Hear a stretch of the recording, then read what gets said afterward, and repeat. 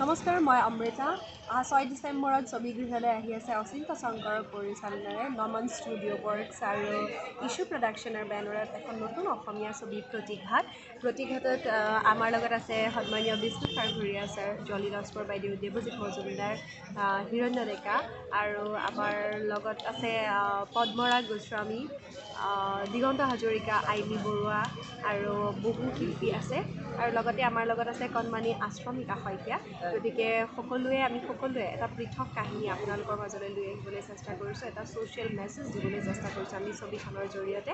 আমি এই ছবিখনত নাৰী চৰিত্ৰক শক্তিশালী ৰূপত উপস্থাপন কৰিবলৈ চেষ্টা কৰিছোঁ আৰু তাৰ বাবে এতিয়া আমাক লাগে আপোনালোকৰ মৰম আৰু আশীৰ্বাদ। 6 ডিচেম্বৰৰ পৰা প্ৰতিঘাত থাকিব আপোনালোকৰ ওচৰৰ প্ৰত্যেকটো ছবিগৃহত।